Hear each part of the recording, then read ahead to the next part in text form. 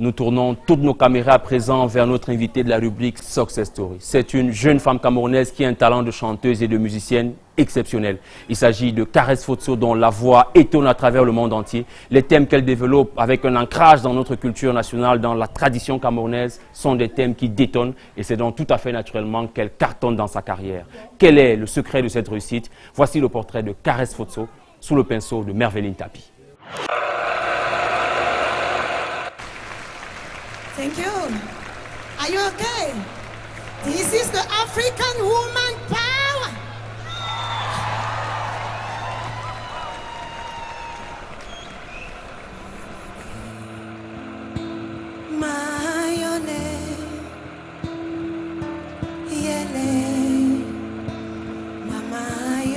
Je suis Caresse Fotso, artiste musicienne camerounaise. Je suis d'une famille qui vient de Banjul. Banjul, c'est à l'ouest du Cameroun. Et mes parents se sont installés en Vogada il y a combien d'années, je ne saurais quoi dire. Donc, j'ai baigné dans deux cultures, là où j'ai grandi, chez les Bétis. Mon papa était commerçant, c'est ce que je connaissais de lui. Après un moment donné de mon enfance, je crois la seconde phase, quand j'étais en préadolescence comme ça, j'ai découvert un papa artiste qui sculptait du bois, qui sculptait du bronze, qui sculptait de l'ivoire. Et lorsque mon papa est décédé, j'ai appris qu'il était musicien aussi. Je dois dire que cette découverte a trouvé l'artiste que j'étais déjà musicienne, mais ça a apporté comme une espèce de réponse à plein de questions que je me posais, parce que en général, dans beaucoup de familles où il y a un musicien, tu regardes quand même dans ta génétique et tu te rends compte que autour de toi, dans ta famille, il y a eu un musicien, un artiste, je ne sais pas en général. Mais moi, j'étais à la recherche de cette source-là.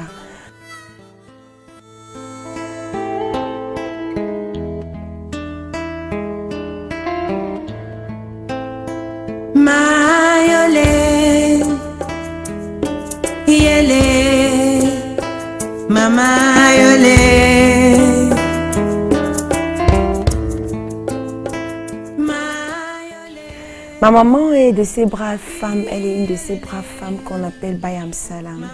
Ces mamans qui sont un peu garantes de notre grenier, qui nous fournissent ce que nous mangeons aujourd'hui. Tous nos premiers produits vivriers, c'est elles qui se battent pour qu'on n'ait pas faim, pour que le panier de la ménagère se remplisse tous les jours, qui vont dans les brousses acheter, venir revendre. Moi, ma maman, c'est ce qu'on appelle comme maman Bayam Salam. Et j'ai tellement d'admiration pour cette femme-là, pour sa bravoure.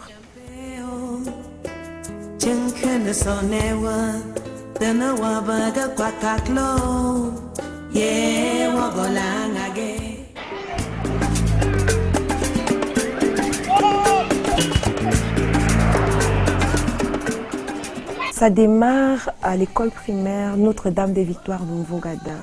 Au CM1, j'ai une maîtresse qui m'a beaucoup marquée. Elle m'a amenée à aimer l'école. Elle m'a fait aimer l'école, elle était très douce. J'ai fait le lycée de Soa et ensuite le lycée bilingue. Je suis allée au lycée de Mbala 2, c'est là que j'ai obtenu mon baccalauréat, bac D.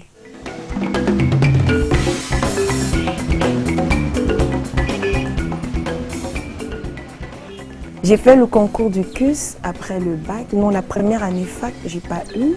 Et je continuais, j'ai fait biochimie et en comptant continuer à faire mon concours pour être médecin, c'était le but de mes parents. Moi, ce n'était pas ce que je voulais faire. Les années 2000, j'arrive au BTS parce que je sens que je ne suis pas dans mon élément en biochimie.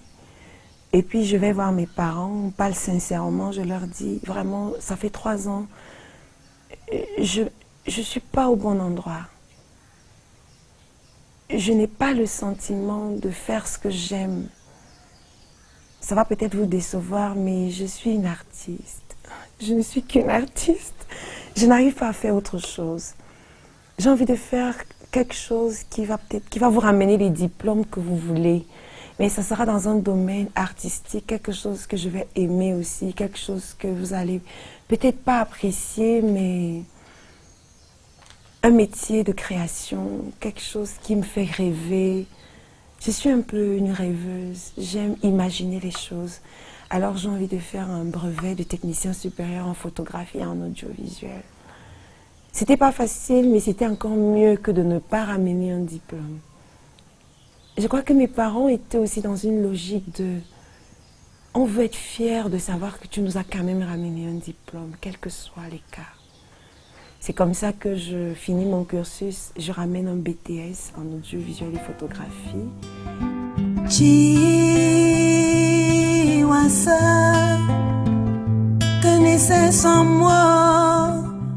Depuis mon enfance, j'ai toujours chanté. Moi, je ne lisais pas mes leçons, je les chantais. Ça dérangeait mes frères d'être toujours en train de chanter ces leçons. Ça dérangeait ma maman, mon papa, tout le monde. Mais ça me plaisait plus de chanter mes cours. C'est comme si je les retenais encore mieux quand je les chantais. Et puis, lorsque j'ai commencé les concerts scolaires, je ne disais pas forcément à mes parents que j'allais chanter. Je disais, maman, il y a une kermesse, je vais y aller. Et les parents me disaient, oui, on y va, vas-y. Mais ils ne savaient pas forcément que je n'étais pas seulement spectatrice, que j'étais actrice dans les kermesses. Donc, c'est comme ça que je commençais à chanter. Et puis, il y a eu les années de cabaret. Il y a eu les années avec le Korongo Jam, le premier groupe avec lequel j'ai chanté. Jusque-là, je ne disais pas. Je trouvais toujours moyen de tricher. Maman, écoute-nous. Tu n'as pas besoin de t'en aller, reste là. Regarde ces montagnes, ces gens qui t'aiment tant. Agnès Zoher, c'est une dame pour qui j'ai eu de l'admiration depuis mon enfance. Et puis un jour, chemin faisant, je suis chez ma mère, en Vogada, devant la boutique que ma mère tient. Je la vois passer et je cours après elle. Annie, Annie, je ne sais plus quel âge j'avais, mais j'étais une enfant. Je vais vers elle, elle s'arrête, elle me salue. J'étais tellement heureuse. Et elle me dit, le soir, elle m'invite à son hôtel. Elle logeait en hôtel, elle était là pour un concert. Je suis partie, enfant que j'étais. Elle m'avait tout offert. Les enfants ne demandent pas plus que ça. Elle a passé un bel après-midi avec moi. Elle m'a amené manger avec elle au resto et à la fin, elle m'a dédicacé une petite photo d'elle que je garde jalousement jusqu'à aujourd'hui. Donc pour moi, c'était extraordinaire. Et puis quelques années après, on se retrouve dans un même festival à Shanghai. Et c'est comme ça que l'idée de la collaboration est née. Et ça a été un plaisir de chanter avec elle, j'ai beaucoup appris. Il faut profiter de Maman Annie. Quand tu es avec elle, elle est généreuse, elle s'est donnée.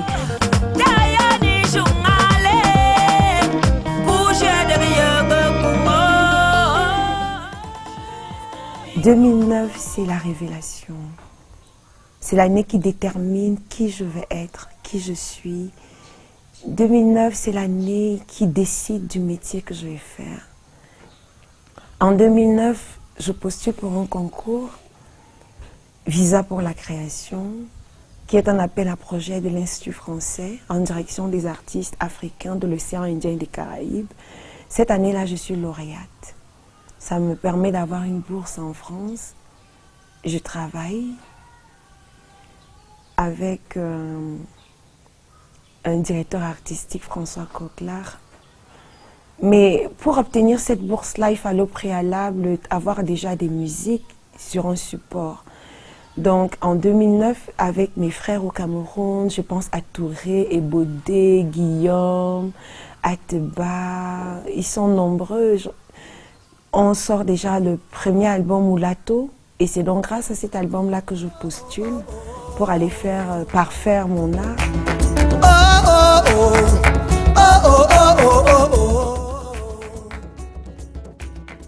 Et Moulato arrive. Moulato, ça veut dire métisse. Et puis les gens me disent, mais t'es métisse? Je dis, oui, je suis une métisse culturelle. Dans Mulato, c'est un album où j'ai chanté en Ewondo et en Womala. J'avais envie d'installer, de dire à ceux qui ne me connaissent pas, oui, je suis une jeune artiste, Caresse Fotso, qui arrive. Voilà, si je devais vous raconter en 2 mots mon histoire, d'où je viens, qui je suis, écoutez cet album et vous comprendrez tout simplement que je suis une métisse issue de 2 cultures de mon pays, le Cameroun, et j'en suis fière. En fait, Mulato arrive à la veille de tous les événements heureux dont on a parlé précédemment.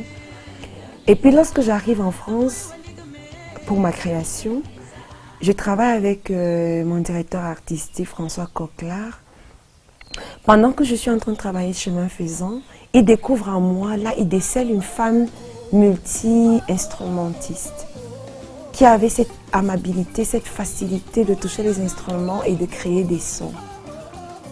Ce lien avec l'instrument, avec le corps, avec la nature, c'est celui qui détecte ça en moi.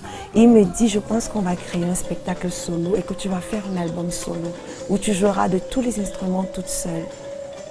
Au départ, je suis sceptique, je me dis, attends, moi sur scène toute seule, oh là, moi les gens vont s'ennuyer. Imagine si je fais 1 heure sur scène, après les gens vont se dire, ah, on en a marre.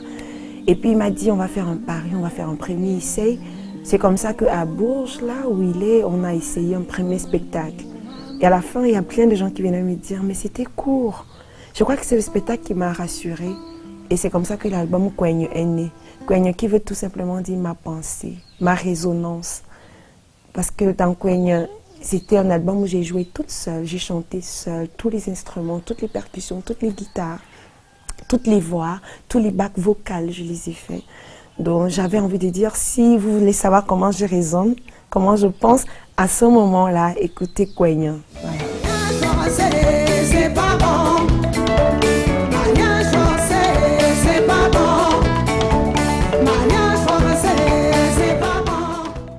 Mariage forcé, c'est quelque chose que j'ai vécu autour de moi, quelque chose que j'ai vu détruire des jeunes, quelque chose qui m'a toujours presque révoltée. Parce que je pense qu'on a le droit de choisir qui on veut épouser. On a le droit d'être heureuse avec l'homme qu'on aime. On ne peut pas déscolariser une jeune fille juste pour nos plaisirs comme ça et l'envoyer épouser qui elle n'aime pas. Donc moi, c'est un fléau que j'avais vraiment envie de revendiquer avec force, avec hargne, de me dire il faut que ça s'arrête. Moi, j'ai vu des amis, des camarades de classe abandonner les bancs pour aller se marier. Et puis, c'est des avenirs tronqués comme ça. Voilà, c'est des rêves brisés. Il faut un moment que tout s'arrête, quoi. Que la femme ait le choix de faire de sa vie ce qu'elle veut. Voilà.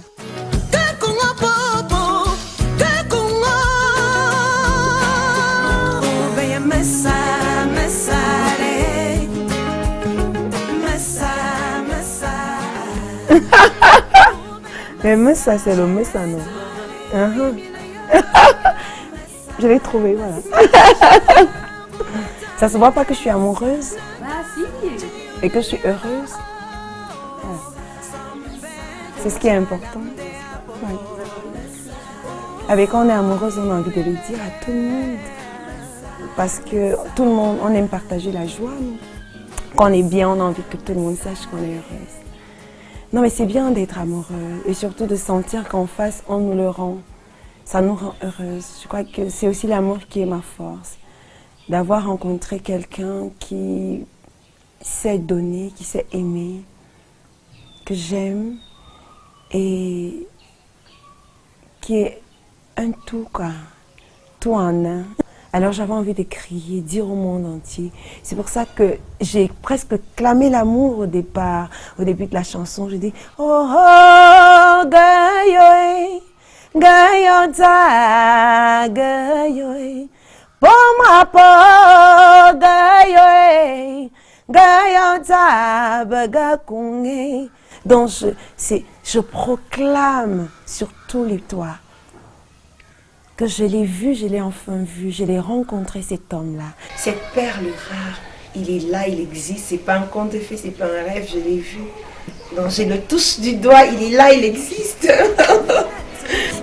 sona ipubwa ne washim chimta gonga wa hanta yanga. J'ai beaucoup aimé de commencer mes tournées par l'Afrique aussi. D'avoir fait 17 pays en Afrique, dans l'océan Indien. C'était important d'aller côtoyer d'autres cultures de l'Afrique. Et il y a des endroits où j'arrivais, j'avais l'impression d'être chez moi. Quand je suis arrivée en Afrique du Sud, je chantais. On m'a invitée à la télé. Quand j'ai commencé à chanter, il y a l'animatrice qui m'a dit, mais il y a un peuple ici en Afrique du Sud, on les appelle les Zoulous. Quand vous chantez, on dirait que vous êtes issus du peuple Zoulou. Vous avez les mêmes intonations. Vous chantez comme eux, votre façon de chanter. Vous ressemblez même à ce peuple-là. Et puis je dis, ah bon? Ça a attiré mon attention. Et puis moi, j'étais curieuse aussi de les écouter chanter. Et je me suis dit, oui, c'est vrai. Même la façon que les mamans pleurent le deuil là-bas, en chantant comme nos mamans de l'Ouest au village. C'était extraordinaire. Donc moi, c'était déjà cette approche-là des peuples qui se croisent et qui s'entrecroisent. Au moment où tu voyages, tu arrives dans un pays, tu as l'impression de n'avoir pas bougé du tout. Je reconnaissais parfois des rues, j'arrive au Congo, j'ai l'impression d'être à Essos. Quelqu'un te parle, tu te retournes, tu te dis, attends, mais est-ce que c'est pas le gars que j'ai laissé en Bogada? Tu vois, c'est extraordinaire. Et puis tu te dis, oui, l'Afrique est multiple, elle est diverse, mais elle est à la fois unique aussi. Nana pote tumina wae mulema mutiti bomba musangoe. En 2009 encore, je suis finaliste du concours Découverte RFI. Et toujours en 2009, j'obtiens pour le compte du Cameroun une médaille d'argent aux Jeux de la francophonie. On est au Liban. Donc c'est une année où tout s'est construit, où tout s'est établi, où tout ce qu'on a pu endurer. Et toujours en 2009, j'obtiens pour le compte du Cameroun une médaille d'argent aux Jeux de la francophonie. On est au Liban. J'ai d'ailleurs ma médaille là. Depuis 2009, je la garde jalousement parce que c'était pas évident de l'avoir. Hein. C'était une compétition rude. Rude, je suis rude. Il fallait bosser dur, il fallait chanter. Il fallait donner l'émotion qu'il fallait. Il fallait représenter son Cameroun. C'est la première fois que je montais les marches et que j'entends l'hymne national du Cameroun retentir. Ça donne des frissons. Je te dis, si j'ai pu faire quelque chose, si avec mon humble voix, j'ai pu permettre qu'à cet instant, il y ait quelques minutes où on va entendre l'hymne national du Cameroun retentir. C'est une fierté. Tu te dis, si ce n'est que pour ça, j'aurais marqué une petite pierre pour mon pays à cet instant-là. C'était une compétition très longue. Nous étions 16 pays divisés en poules. Il y a eu les éliminatoires, les huitièmes de finale, les quarts de finale, les demi-finales. Et puis un jour, tu te retrouves en finale. Et tu représentes ta nation. C'était un moment fort.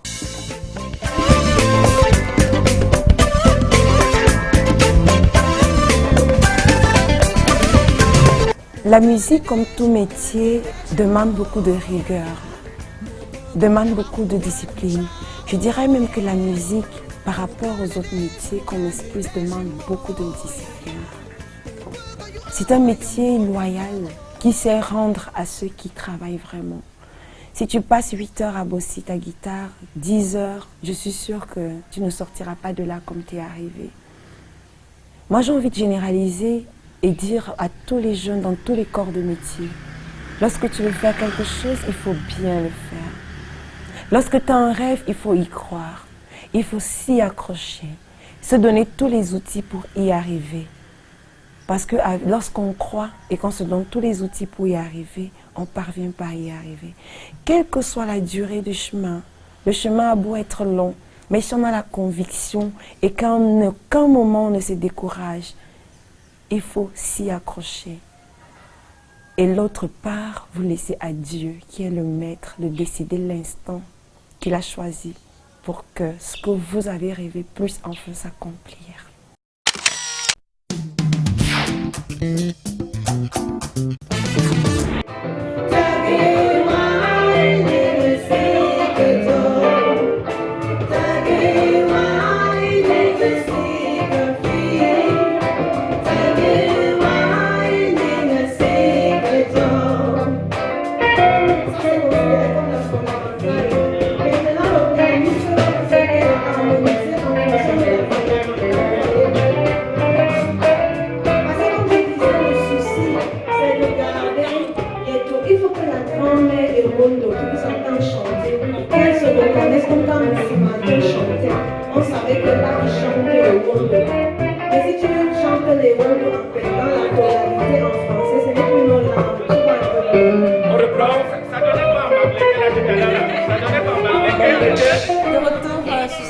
nous sommes toujours en compagnie de Kareth Fotso et nous sommes présentement à la Case des Arts.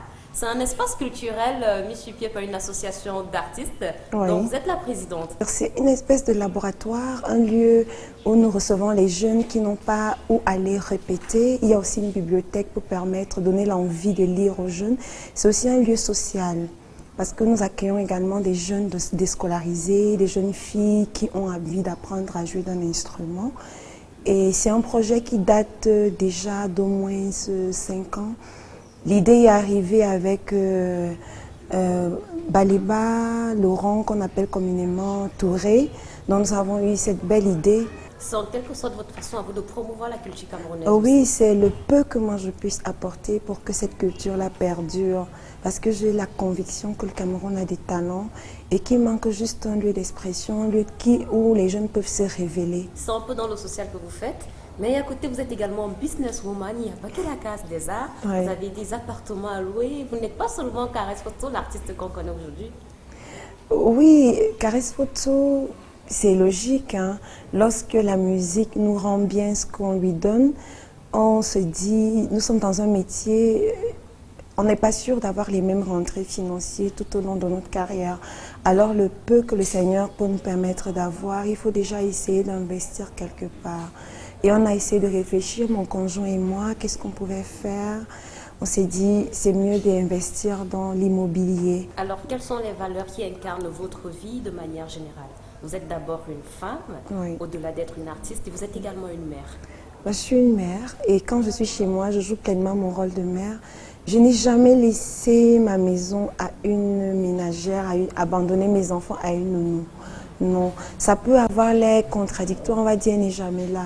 Oui, je suis partie tout le temps, mais aujourd'hui, avec les outils de communication comme Skype, je parviens à faire les devoirs avec mes enfants via Skype, même quand je ne suis pas au Cameroun. On se parle tous les jours, la seule chose qu'on ne peut pas faire, c'est de ne pas se toucher. Et quand je suis chez moi, c'est moi qui fais leur petit déjeuner, qui repasse leurs vêtements. Je m'occupe pleinement de mes enfants, je m'occupe pleinement de mon mari.